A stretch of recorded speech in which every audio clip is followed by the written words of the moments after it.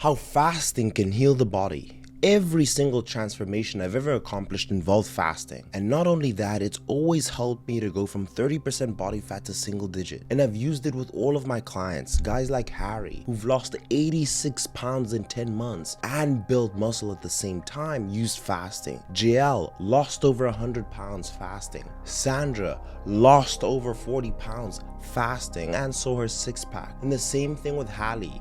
Michael lost all of his belly fat. It was so stubborn for him, and he said he's tried so many things, and once he implemented fasting, it was manageable. And there's also evidence showing intermittent fasting can not only help with weight loss, but people who are suffering with type 2 diabetes, it can improve your brain function, it can enhance your cardiovascular system, and so much more. Intermittent fasting is an eating pattern that's characterized by cycles between periods of fasting and eating. It does not prescribe specific foods, but rather allows you to focus more so on a time that you eat them, and this allows certain conditions in the body. There are several approaches to intermittent fasting which vary vastly in duration. Not only that, but it also heals the body in so many interesting ways, and all of these will surprise you that I'm gonna share with you throughout this entire video. Watch till the end because I'll show you exactly how I personally lost over 40 pounds myself using these exact same strategies. Let's not waste any more time and dive straight in. Now, I am not telling everyone that fasting is for you and you have to do it. What I'm simply doing in this video is just presenting information, and if it inspires you to do it, then so be it. But I want to highlight the benefits of intermittent fasting. Intermittent fasting may sound a little scary at first, but the truth is we all follow some sort of intermittent fasting. So if you avoid eating after your evening meal, and you wake up and then you only have breakfast the next day, that technically is a form of fasting. The difference between intermittent fasting and regular life fasting is that with intermittent fasting, it's conscious and it's planned. But let's talk about what intermittent fasting does and how it heals your body with hormones. So the first thing I'm going to talk about is insulin. So what is it? Many people talk about insulin without actually understanding what it is. Insulin is a hormone that's produced in your pancreas. Its role is to transport glucose, blood sugar, which uses energy, to the cells, into your muscle and into your liver, as well as many different parts of your body, including fat cells. These cells then use the glucose for energy. Insulin doesn't support glucose transport. It also plays an important role in controlling how much glucose you have in your blood. It works alongside other hormones produced in the pancreas called glucagon to help your blood regulate the sugar levels within a certain range. If your blood sugar is too low, the pancreas releases glucagon, which tells the liver to produce glucose until the blood sugar goes back to normalized levels. If your blood sugar is too high, the pancreas releases insulin, which tells fat cells to store more glucose and helps lower your body sugar back to normal levels. This is a very basic interpretation of what insulin does, but it's all you need to know to understand what insulin resistance is and why it's so important to prevent it where possible. So what's insulin resistance? When your insulin is functioning correctly, it can help transport glucose into the liver and into muscle cells, where the glucose is then used for energy, or it's stored in fat cells for future energy use. Insulin resistance is a condition where the insulin fails to deliver the glucose to the cell. This means that the glucose is still in your blood. Your pancreas responds by sending more insulin into the bloodstream. Because your cells aren't taking sugar out of your blood sugar levels will remain high for much longer than usual. Eventually, the insulin hormones will manage to clear the sugar from your blood, but the process takes longer than usual, and this results in a lot more insulin being released. Chronically, high blood sugar can cause a lot of damage to your body, and it can also cause weight gain. This is because once the liver and the muscle cells are full, any additional glucose is sent into your fat cells for storage, and this is where people have had this fear of carbs. But is there a difference between insulin resistance and diabetes? Insulin resistance and diabetes are often conflated. This is understandable as both involve high blood sugar levels, but there are two differences between the two. Insulin resistance is where your body's able to produce enough insulin, but your cells aren't responding properly. Diabetes is where your body isn't able to produce enough insulin to keep your blood sugar levels in check. By fasting, you improve your body's insulin sensitivity. There's a scientific research. Insulin sensitivity increases as the body reduces its circulating insulin levels during fasting periods. This is crucial for cells to respond adequately to insulin. Increased sensitivity means that the cells can take up glucose more efficiently upon eating. After periods of fasting, your cells become more responsive to insulin.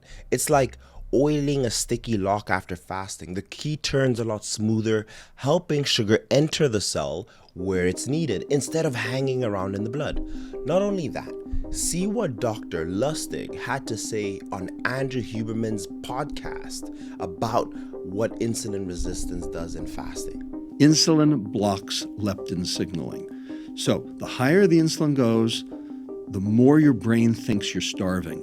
And the more your brain thinks you're starving, the hungrier you get and the less you want to move. Again, before I continue into the next point, let me know in the comment section down below, how long do you fast and have you seen any benefits yourself with fasting? I've mentioned the different parts and organs of the body. Have you felt any of these benefits? We'd love to read you in the comments, because some people are considering it, and just reading this information may help them make that decision finally of saying, you know what, I'm going to try fasting. And if you guys want me to do the 72-hour fast, leave the video with a like. So there's a research paper released in 2019 with a massive participant group of 1,422 people, and they fasted between periods of 4 to 21 days, and they tested a number of parameters from physical to mental well-being to their blood levels and even their brain health. These 1,400 participants were divided into 4 groups: those who fasted 5 days, those who fasted 10 days, those who fasted 15 days, and those who fasted 20 days. And these were the results.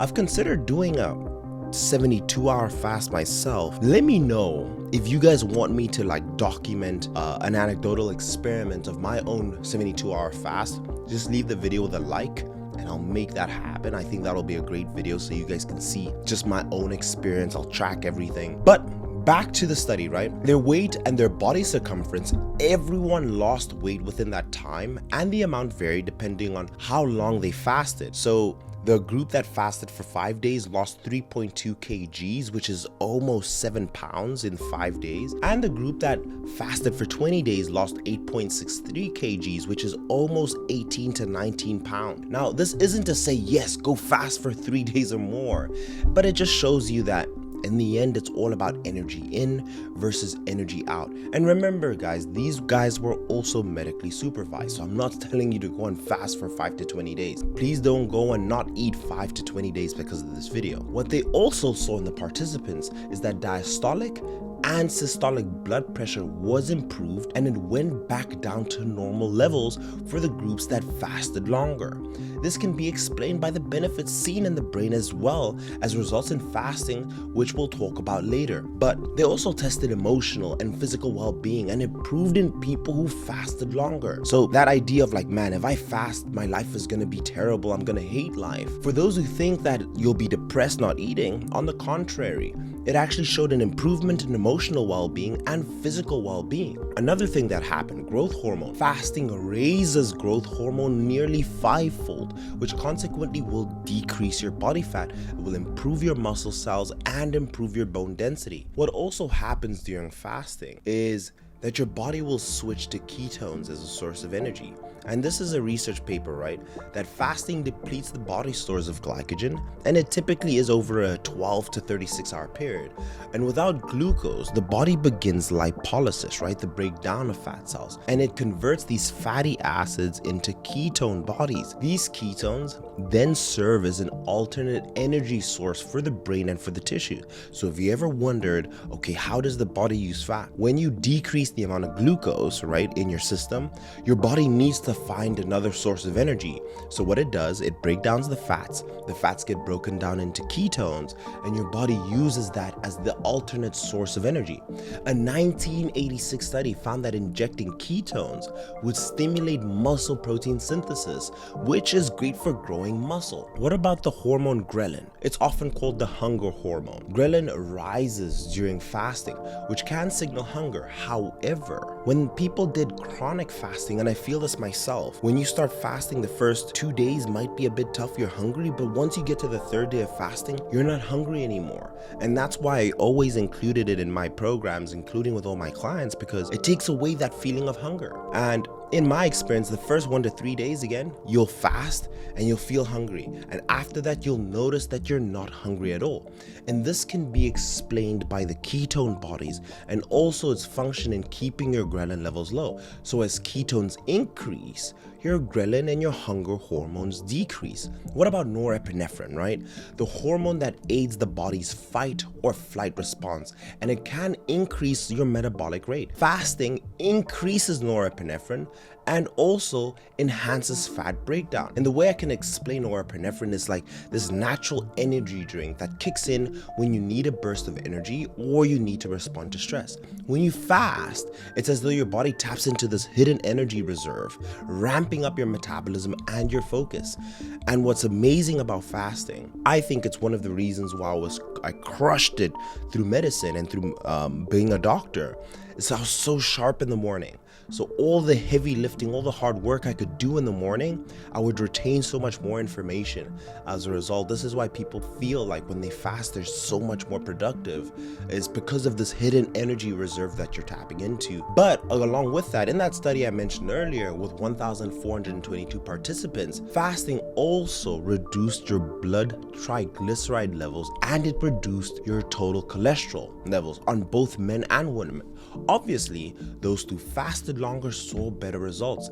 Similar results were seen that people had better glucose levels and HbA1c. That same paper showed that all inflammatory markers, things that cause inflammation, improved and they decreased significantly, which explains why people who suffer with rheumatoid arthritis suggest fasting, and it also decreases inflammation overall. And before we continue, if you want to see amazing results the way I've gotten it for Sandra, the way I've gotten it for Hallie, Harry, Michael, the list is endless. You're a busy professional. You've tried various things before and none of them worked. You tried the intermittent fasting, it didn't work for you. You tried counting calories, it didn't work. You tried carnivore, you tried all these different approaches. Then it's very likely that you need to work with a doctor so they can analyze things accordingly. If that's you, you're a busy professional and you really want to be able to get rid of your belly fat and improve your mental clarity, improve your overall energy, and to be able to get 2 times more out of your day, and you want this result guaranteed, then fill out the application to work with me. Do not fill out the application if you're someone who wants to be able to try it in a month from now, or you feel like you know enough and you just know you have to do it. Please save my team and my time. But if you really need the help, if you're a lady who hasn't had the guidance of a doctor to finally lose the weight, I highly encourage you to apply. And that's in the description. Fill out the application. You'll get a call to be able to book with myself or my team of doctors. You're going to be speaking to an MD. Please don't waste our time. And I say that because it's very valuable. We want to help as many people as we can so they can finally get the result. But let's move on. Let's transition from hormones to the body's organs, right? So let's talk about the brain, right? BDNF, which stands for brain-derived neurotrophic factor. Fasting also increases the level of BDNF. It's a protein essential for neuron growth and protection, which is crucial for long-term brain health. Furthermore, the reduction in insulin and leptin levels appears to act as a hypothalamic pituitary adrenal axis, thereby acting positively in mood. So the research saw that when you fasted longer, you saw this improvement in BDNF, and it also resulted in an improvement in your overall brain function and your overall mood. On that point, there was a book released by Dr. John Rady, right? And the book's called Spark. They put brain cells in a petri dish, right?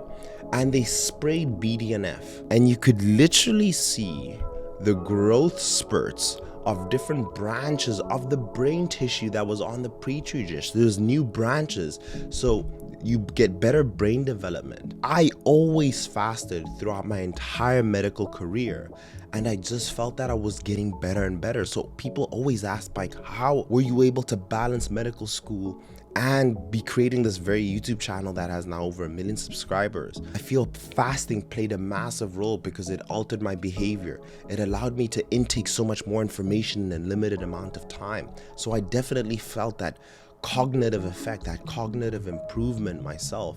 And with my clients, when they come work with me, they tell me about their brain fog, their low energy, that it's hard for them to make a decision. Once they get to the rest of the day, they just want the day to be over because they've just used all their brain power.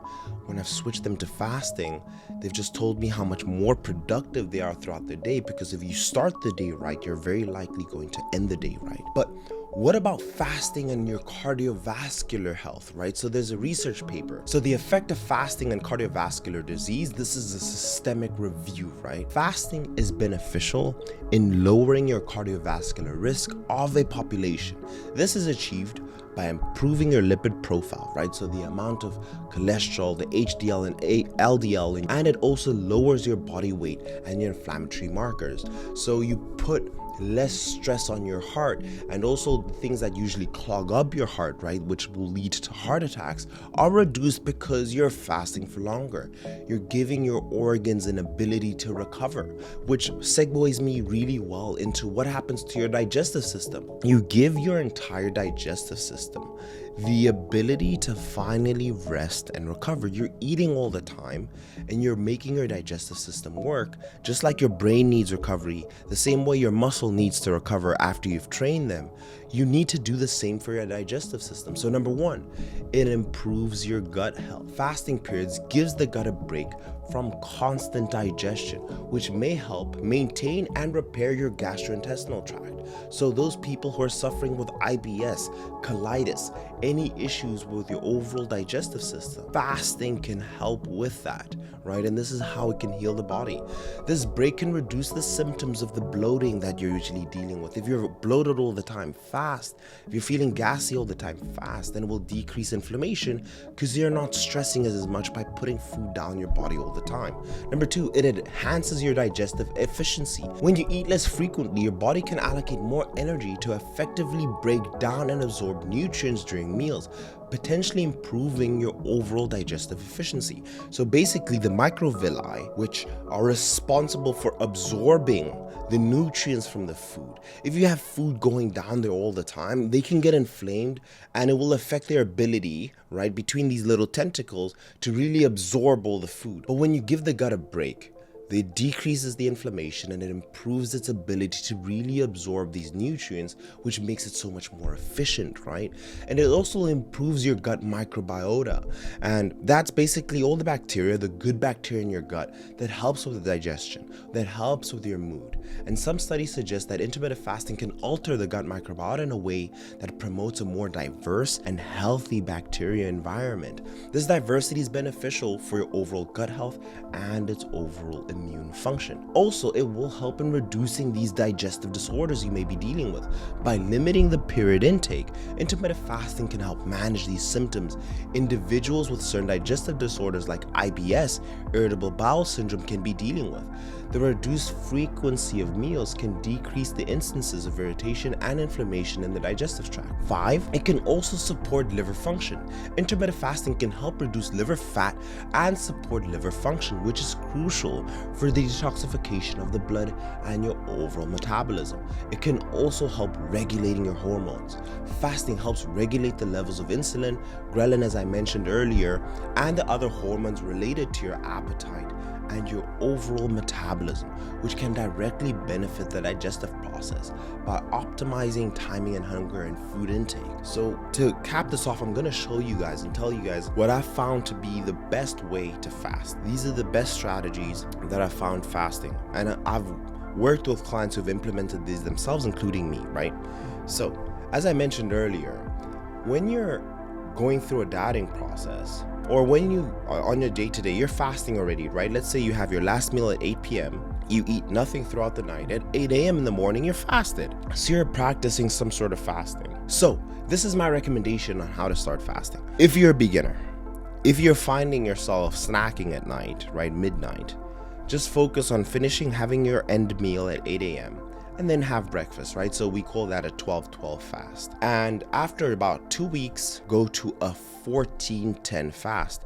So basically, instead of having your breakfast at 8 a.m., I want you to push your breakfast 1 hour to 2 hours later. Look what Andrew Huberman has to say about fasting. It is very important that the feeding window fall during the more active phase of one's day. So for humans, that's typically in the early part of the day or the later part of the day, but not at night.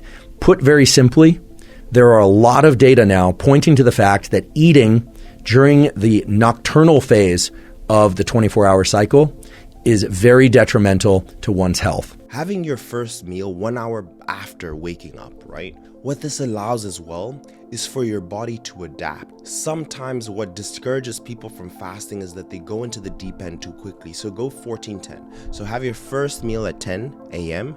and your last meal at 8 p.m. So after about a month, right, you did 2 weeks on 12-12, you did 2 weeks on 14-10. Then at the second month, beginning of the second month, I want you to go to 16-8. Then you decide, okay, I'm basically going to skip breakfast. And just by consequently skipping a meal, you usually put yourself in a caloric deficit.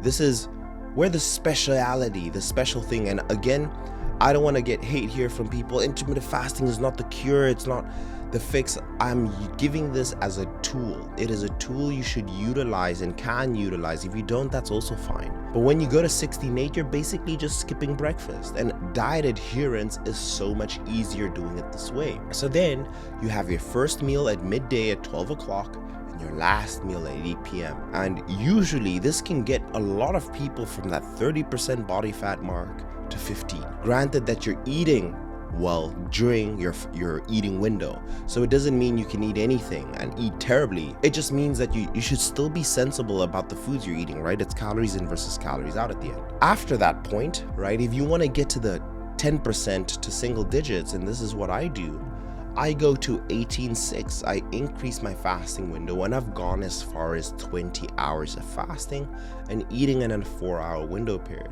And honestly, as I did it this way over the span of 4 months, I felt so much better. The only reason I love promoting fasting is because of the way it's helped me. So I'll leave the video there. Let me know in the comment section down below, how many hours are you fasting? And if you want me to do the 72-hour fast, leave a like. But I'll leave the video there. Hopefully this was helpful. Cheers.